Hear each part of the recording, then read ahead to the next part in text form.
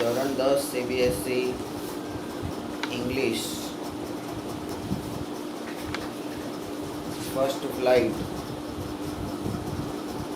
Chapter 1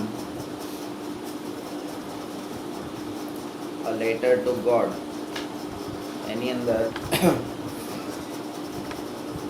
આપણે કાલે એક પોએમ જોઈ હતી અને એ પોએમમાં એવું કહે છે કે ભાઈ જીવનમાં ગમે તેટલું દુઃખ હોય પણ એમાંથી પણ નાની નાની ખુશી મેળવવાનો પ્રયત્ન કરવાનો.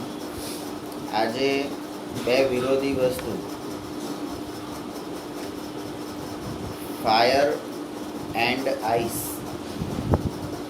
આગ અને બરફ, એ બંને વિશેની એક પોએમ છે એ આપણે કરવાની છે.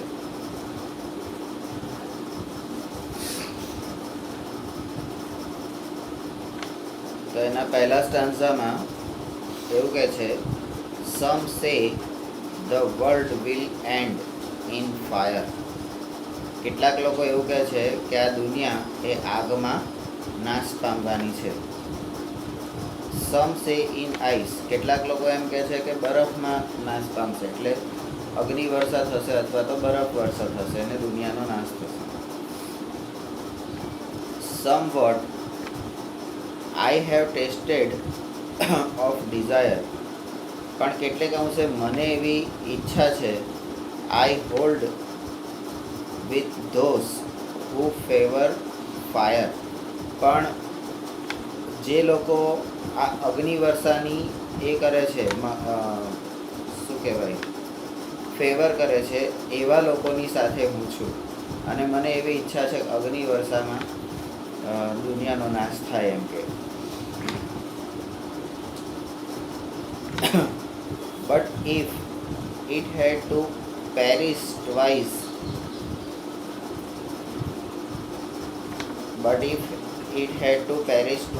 I think I know enough to hate to say that for destruction ice is also great and would suffice. બરાબર? તો અહીંયા જે આ પોએમ આપણને આપેલી છે એ પોએમમાં पहला स्टांजा में એવું કહે છે, कुछ कहते हैं कि दुनिया आग में समाप्त हो जाएगी, कुछ कहते हैं कि बर्फ में. जो कुछ मैंने इच्छा को चखा है, मैं मानता हूँ कि पहले वाले व्यक्ति ठीक है जो आग का पक्ष लेते हैं. એટલે જે આગથી દુનિયાનો નાશ થશે એવું જે માને છે એ લોકો સાચા છે. બીજું છે તો અહીંયા but if it had to perish twice,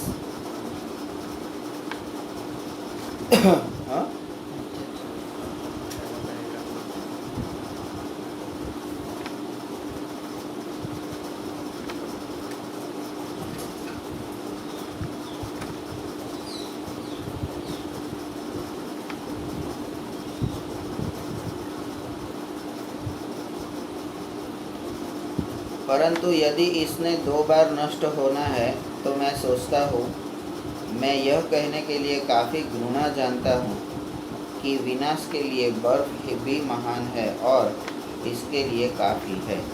बराबर કે જો 2 વખત આવું થવાનું હોય, વિનાશ 2 વખત થવાનો હોય, તો આ પેરિસ એટલે નષ્ટ થવું, ડિસ્ટ્રોય. પેરિસનું સાયનોનિમ શું છે? ડિસ્ટ્રોય. બરાબર? રોબર્ટ ફ્રોસ્ટ નામના પોએટ છે આ.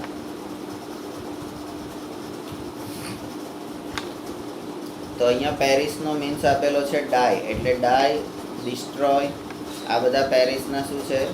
સાયનોનિમ્સ છે.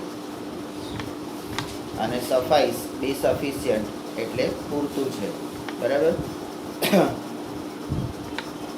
તો આ જે પોએમ છે એ પોએમનું અન્ડરસ્ટેન્ડિંગ અહીંયા આગળ તમને આપેલું છે. બરાબર? તો the poet wonders whether the world will end in fire or in ice.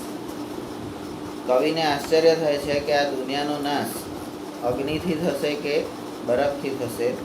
Both the thing stand in contrast, આ બંને એકબીજાની વિરોધી વસ્તુઓ છે. And are opposite to each other, બંને એકબીજાની વિરોધી પણ છે. These are symbols of passion and desire of and coldness. બરાબર, આ પેશન એટલે કોઈ વસ્તુને ની તીવ્ર ઈચ્છા, ડિઝાયર એ પણ ઈચ્છા શક્તિ પર છે, અને કોલ્ડનેસ શાંતિ, ઠંડક. હેટ એન્ડ ઇનડિફરન્સ, બરાબર, હેટ એન્ડ ઇનડિફરન્સ. હેટ એટલે ધિક્કારવું, અને ઇનડિફરન્સ એટલે કોઈની પણ ચિંતા કરવી નહીં, બે પરવા લોકો કહેવાય એવા, બે ફિકરા લોકો. ઇન હ્યુમન રિલેશનશિપ, માનવના સંબંધોમાં આ બધું જે છે એનો આ સંબંધ સિમ્બોલ છે, મતલબ એના ચિહ્નો છે, લક્ષણો છે. There are people who say that fire, heat and passion will end the world. અહીંયા એવા કેટલાક લોકો છે કે જે એવું કહે છે કે ભાઈ આ ફાયર એટલે આગ, હીટ એટલે ગરમી, અને પેશન એટલે તીવ્ર ઈચ્છા શક્તિ, વિલ એન્ડ ધ વર્લ્ડ, બરાબર, એ દુનિયાનો નાશ કરશે. તો there are also people who say that ice will end the world. તો તે અહીંયા એવા પણ લોકો છે કે જે એમ કહે છે કે બરફના લીધે એટલે ઠંડીના લીધે આ દુનિયાનો અંત થશે. The poet tells that he personally, કવિ પોતે વ્યક્તિગત રીતે એવું કહે છે, is of the opinion that other things like greed, કે એ પોતાનો મત દર્શાવે છે કે બીજી પણ વસ્તુ છે જેવી કે ગ્રીડ એટલે લોભ, બરાબર, જેલસી ઈર્ષા, હેટ્રેડ એકબીજાને ધિક્કારવું, અને ઇનડિફરન્સ એટલે બેપરવા, ETC will also consume the world. આ બધાના કારણે પણ દુનિયાનો નાશ થઈ શકે છે, એક ખલાસ થઈ જશે દુનિયા, બરાબર. બીજા એનું એક્સપ્લેનેશન છે બીજા સ્ટન્ઝાનું. તો અહીંયા તમને હિન્દીમાં પણ આપેલું છે कि कवि को आश्चर्य है कि संसार आग या बर्फ में समाप्त हो जाएगा, दोनों चीज़ें एक दूसरे के सामने हैं और एक दूसरे के विरुद्ध भी हैं. ये मानव संबंधों में जुनून और इच्छा का और रूखापन, घृणा और उदासीनता का प्रतीक है. वहाँ पर व्यक्ति है जो कहते हैं कि आग, गर्मी और जुनून संसार को नष्ट कर देंगे. वहाँ पर व्यक्ति भी है जो कहते हैं कि बर्फ संसार को समाप्त कर देगी. लेकिन कवि कहता है कि उसकी स्वयं की राय है कि दूसरी चीज़ें जैसे लालच, ईर्षा, घृणा, उदासीनता आदि संसार को खा जाएगी. बराबर. तो अहींया कवि एम कहे छे कि भाई એટલે સંસારનો વિનાશ બે રીતે થવાનો છે એવું લોકો કહે છે, બરાબર. તો એ બેમાંથી એક રીત છે કે આગથી થશે, અને બીજું છે બરફથી થશે. એટલે અહીંયા આગ એટલે અગ્નિની વાત નથી, બરાબર. આગ એટલે અહીંયા આગળ તમારે એના જે પ્રતીકો છે કે ભાઈ ઈચ્છા શક્તિ, તો જુનૂન, ઈચ્છા શક્તિ, બરાબર, રૂખાપન, એકબીજા પ્રત્યેની ધિક્કારની લાગણી, આ બધી આગમાં આગનું પ્રતીક છે, અને ઠંડીના પ્રતીકો બીજા છે, બરાબર.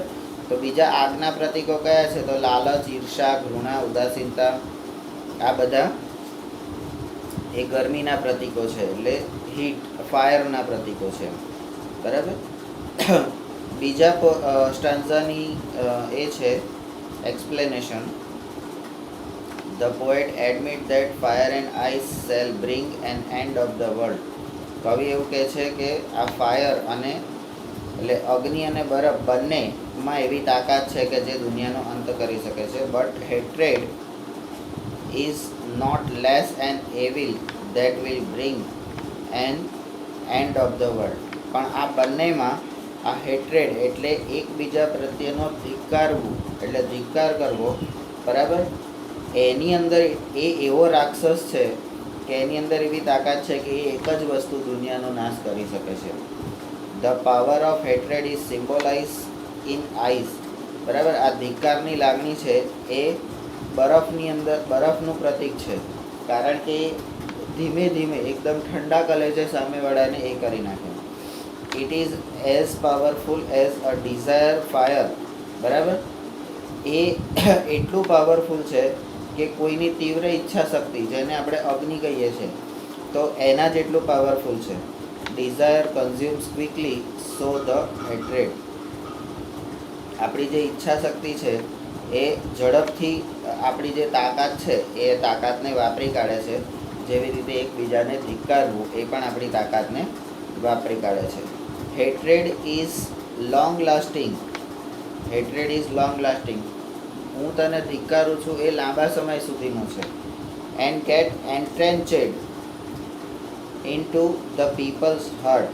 અને એ ધિક્કારની લાગણી લોકોના હૃદયમાં અંદર ઘર કરી ગઈ હોય છે, એટલે અંદર એની છાપ છોડી ગઈ હોય છે.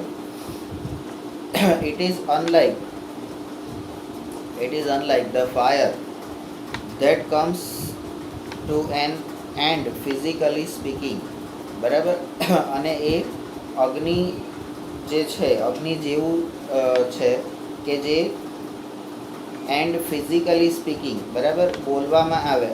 આપણે કંઈક કોઈને ઉપર ગુસ્સો થયા હોય ને તો બોલી નાખીએ તો એ વખતે આપણા મોઢામાંથી આગ ઝરે. બરાબર, આપણે જે બોલવું હોય એકવાર બોલી નાખીએ તો એ ઉડતું સારું. પણ આ ધિક્કારની લાગણી એવી છે કે જે અંદરથી એકદમ સાયલેન્ટલી તમને એ કરી નાખે. એમાં બોલ્યા વગર સામેવાળાનો નાશ થઈ જાય. It last throughout the life. અને એ થ્રુ આઉટ ધ લાઈફ, આખી જિંદગી રહે છે. બરાબર, it can be a potent weapon to blast the entire world. બરાબર, અને એ એવું એક અમોઘ શસ્ત્ર છે કે જે આખી દુનિયાનો નાશ કરી શકે છે. દસ, આ રીતે ફાયર એટલે અગ્નિ, આઈસ બરફ, હેટ્રેડ, ધિક્કાર, ETC are symbolically more powerful weapons than the nuclear weapons. અને આ અગ્નિ, બરફ અને ધિક્કાર એ ન્યુક્લિયર વેપન એટલે એટોમિક વેપન જે છે, શસ્ત્રો, એના કરતાં પણ વધારે પાવરફુલ છે એમ કે. This message underline the essence of the poem. તો આ જે કીધું છેલ્લું વાક્ય એ આ પોએમનું એસન્સ એટલે અંદરનું ક્રીમ છે. એની અંદરથી જે મુખ્ય ભાવ લેવાનો છે એ આ છે કે આ શસ્ત્રો એ કેટલા ડેન્જરસ છે એમ કે. कवि मानता है कि आग और बर्फ संसार का अंत कर देगी. कवि એવું માને છે કે આ અગ્નિ અને બરફ એ આ દુનિયાનો અંત કરી નાખશે. परंतु घृणा भी एक कम बीमारी नहीं है. બરાબર, એકબીજાને ધિક્કાર કરવો એ પણ નાની સૂની તકલીફ નથી, બીમાર નથી, એમ માંદગી નથી. જો સંસાર કા અંત કર દેગી, એ પણ સંસારનો અંત કરી દેશે. ઘૃણા કી તાકાત બર્ફ પ્રતિકાત્મક है. એટલે ધિક્કારની જે તાકાત છે, શક્તિ છે, એ બરફ જેવી છે સંકેતમાં. यह उतनी ही ताकतवर है जितना जुनून आग इच्छा घृणा की तरफ शीघ्रता से खा जाती है. બરાબર, એટલે આ ઘૃણા પણ એટલી જ તાકાતવાળી છે કે જે આપણું જુનૂન એટલે આપણી ઈચ્છા શક્તિ, તીવ્ર ઈચ્છા શક્તિની જે આગ હોય છે એ અને ઘૃણા એને ઝડપથી ખાઈ જાય છે. એટલે આપણે શરીરનો નાશ કરે છે, આપણો નાશ કરે છે. ઘૃણા બહુ સમય તક ચલતી है.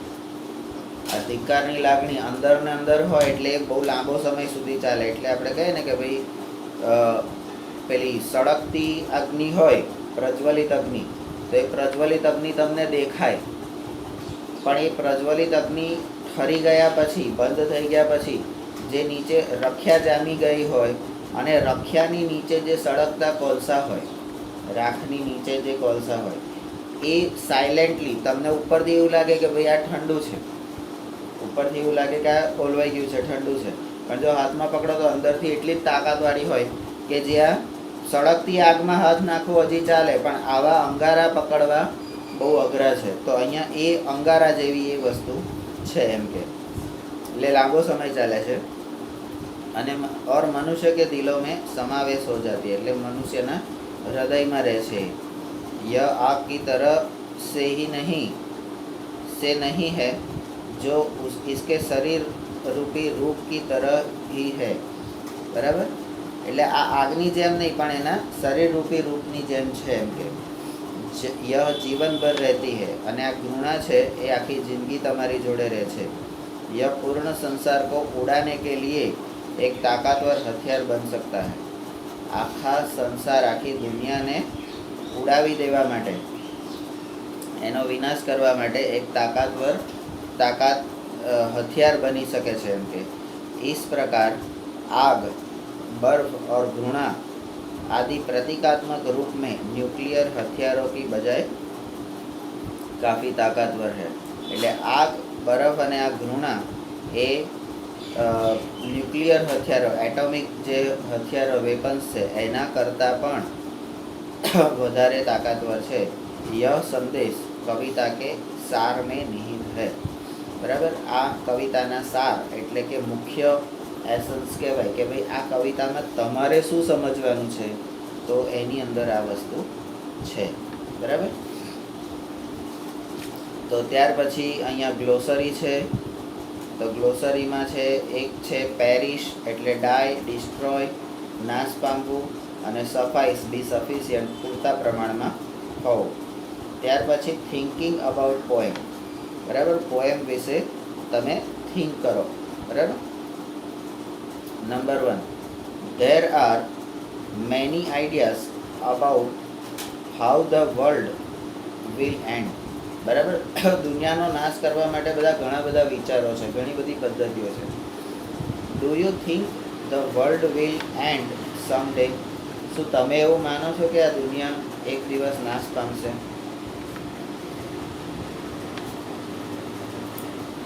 Have you ever thought what would happen if the sun got so hot that it burst or grew colder and colder? બરાબર, તમે એવું ક્યારે વિચારી શકો છો કે ભાઈ આ સૂર્ય એકદમ બહુ જ ગરમ થઈ જશે અને એ ફાટી જશે, અથવા તો એકદમ ઠંડો એ જે ગરમી છે એની જગ્યાએ ઠંડો પડતો જશે? આવું તમે વિચારો છો? તો કે એનો આન્સર છે પહેલા ક્વેશ્ચનનો, I think it would end some day. બરાબર, હા, આ દુનિયાનો એક દિવસ તો વિનાશ થશે જ. But no one can say when that day will come. પણ એ દિવસ ક્યારે આવશે એવું કોઈ કહી શકશે નહીં. બરાબર, પછી બીજા ક્વેશ્ચનનો તમારો જવાબ છે અહીંથી કે આ દુનિયાનો નાશ થઈ જશે એમ કે yes I have thought about it. બરાબર, હું એના વિશે વિચારું છું. If the sun got hot, જો સૂર્ય વધારે ગરમ થઈ જશે, ઇટ વિલ બર્ન એવરીથિંગ. બરાબર, જો એ વધારે ગરમ થઈ જાય તો પણ એ દુનિયાનો નાશ કરી શકે, બાળી નાખશે. ઇફ ઇટ ગ્રુ કોલ્ડર, અને જો એ ઠંડો પડી જશે, એવરીથિંગ શેલ ડાય. કારણ કે આપણે બધા અત્યારે જીવીએ છીએ કેમ? તો સૂર્યની ઉર્જાના કારણે. સૂર્ય કેમ જરૂરી છે? તો સૂર્ય બધા કીટાણુ જીવાણુને મારી નાખે છે, એટલા માટે સૂર્ય આપણા માટે જરૂરી છે. વનસ્પતિનો ખોરાક બનાવવા માટે જરૂરી છે. વનસ્પતિ પર આપણે આધાર રાખે છે, આપણી પર બીજા આધાર રાખે છે.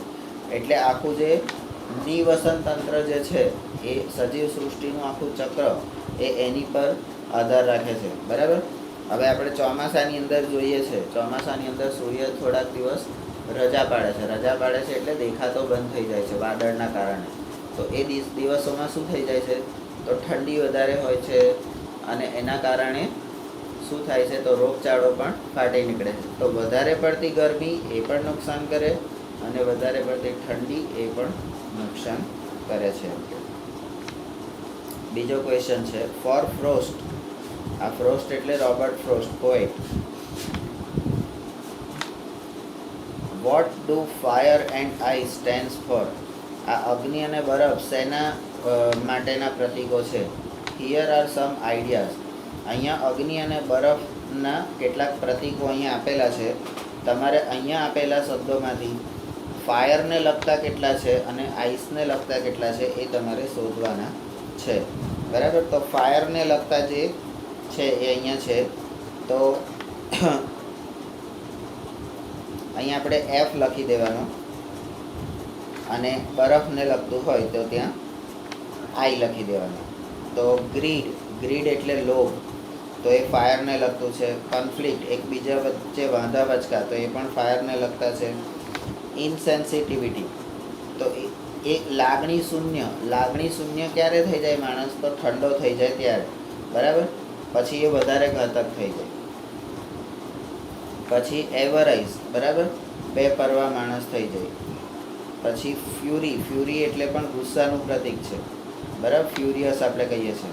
કોલ્ડનેસ તો એ આઈસ બરફનું પ્રતીક છે. ક્રુઅલ્ટી, ઘાતકી. બરાબર. આપણે કહીએ ને કે ભાઈ મીઠી છુરી છે, તો મીઠી છુરી એટલે આ ક્રુઅલ્ટી, એકદમ ઘાતકી રીતે એની હત્યા કરી, ઠંડે કલેજે હત્યા કરી નાખી. એમ નહીં કહેતા કોઈને મારો હોય તો ઠંડે કલેજે હત્યા કરી નાખે. તો ઠંડે કલેજે ક્યારે? તો કોઈની હત્યા કરવામાં એને આમ કશું હા હું મને મારું છું એવું કંઈ ભાવ ના, બસ મારી નાખે એમ. તો એ બરફનું પ્રતીક છે. ઇન્ટોલરન્સ, બરાબર, એકબીજાને સહન ના કરવું. અત્યારે દુનિયાનો સૌથી મોટો પ્રોબ્લેમ આ ઇન્ટોલરન્સ છે, કારણ કે કોઈ કોઈને સહન કરવા તૈયાર જ નથી. ત્યાંથી જ પ્રોબ્લેમ ચાલુ થાય. બરાબર. એટલે સહન કરતાં તો શીખવું જ પડે. ઇનડિફરન્સ એટલે બેપરવા થઈ જવું. તાર જે કરવું હોય કર, તારું જે થવાનું થાય, મારા બાપા કેટલા ટકા. બરાબર. તો એ સૌથી વધારે નુકસાન કરે. તમે ગુસ્સો આવ્યો તો બે લાફા માર દો, ચિંતા નહીં, પણ તમે મારી જોડે બોલવાનું બંધ કરી દો, તમે મારી તરફ ધ્યાન આપવાનું બંધ કરી દો, એ વધારે ઘાતક છે. બરાબર. લાફો ખાઈએ તો 2 દાડા ગાલ સૂજેલો રહે, ચિંતા નહીં, પણ આ જે છે સારું તારે જે કરવું હોય કર, હવે મારી જવાબદારી નહીં, તારું જે થવાનું હોય થાય. બરાબર. હું ચિંતા નહીં કરું. તો એ જે છે એ વધારે ઘાતક છે એટમ બોમ્બ કરતાં, કારણ કે અંદર ને અંદર આખી જિંદગી રહેવાની છે. બરાબર. એટલે આવું ના થઈ જવાય એનું ખાસ ધ્યાન રાખવાનું. લસ્ટ, તો એ પણ ગુસ્સાનું પ્રતીક છે. રિજિડિટી, બરાબર, એટલે જડ જેવું, મારા જેવું કહીએ એવું. બરાબર. આમ એટલે આમ જ થવું જોઈએ, આનાથી આમ ના થવું જોઈએ. બરાબર. એટલે એકદમ જડ જેવો, કશું બી કહીએ તો કોઈનું માને નહીં, બસ એને જે કરવું હોય કરે, તો એ જડ જેવો. હેટ્રેડ, બરાબર, હેટ્રેડ એટલે ધિક્કાર. બરાબર. તો એ બરફ અને અગ્નિ બંનેનું પ્રતીક છે, ધિક્કાર એ. ત્યાર પછી ત્રીજો ક્વેશ્ચન છે, વોટ ઇઝ ધ રાઇમ, એટલે એકબીજાને રાઇમિંગ વર્ડ્સ જે કહીએ છીએ. What is the rhyme scheme of the poem. બરાબર. રાઇમ સ્કીમ એ આ કવિતાની શું છે? બીજો ક્વેશ્ચન છે, how does it helps in bringing out the contrasting idea in the poem. અને આ કાવ્યની અંદર જે કોન્ટ્રાસ્ટ, વિરોધાભાસી જે તત્વો છે એને બહાર લાવવા માટે કેવી રીતે મદદ કરે છે? તો અહીંયા rhyme scheme of the poem is ABAA અને BCBCB. બરાબર. હવે આ ABAA અને BCBCB, બરાબર, એ તમારે શોધવાનું છે. તો એ ક્યાંથી શોધશો તમે? આ તમારે શોધવું પડશે ને ક્યાંથી આવ્યું. બરાબર.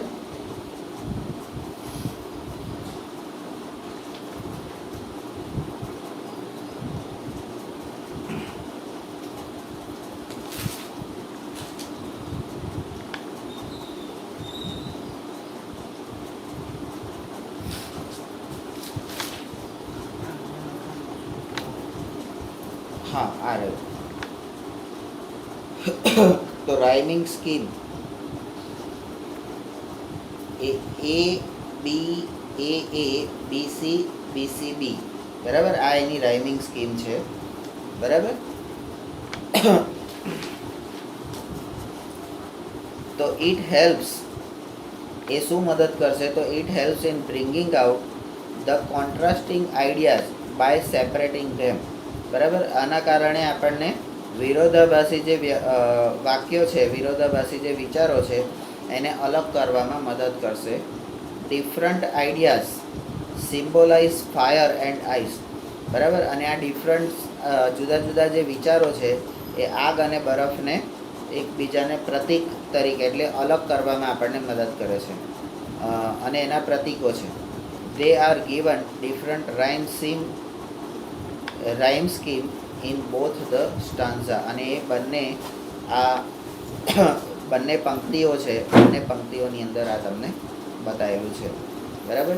એ સિવાયના જે આ ક્વેશ્ચન્સ છે એના આ તમારી આખી સેન્ટ્રલ આઈડિયા એટલે આ જે આખી પોએમ છે એ પોએમનો સેન્ટ્રલ આઈડિયા મધ્યવર્તી વિચાર શું છે, કેમ આ પોએમ તમને ભણાવવામાં આવે છે અને કેમ 10મા ધોરણમાં જ આવી, પહેલાં કેમ ના આવી, તો એનું જે મહત્ત્વ છે એ અહીંયા આગળ તમને બતાવે છે. હવે તમારે તમારા જીવનમાં શું કરવાનું. બરાબર. અમારા જેવા શિક્ષકો એમ કહેશે ભણવાની આમ આગ રાખો તમારામાં, અને બીજા અમુક એમ કહેશે ના ના થોડી શાંતિ રાખો. બરાબર. તો એ પરિસ્થિતિમાં તમારે શું કરવાનું, આમ કરવાનું કે આમ કરવાનું. બરાબર. વચ્ચે. બરાબર.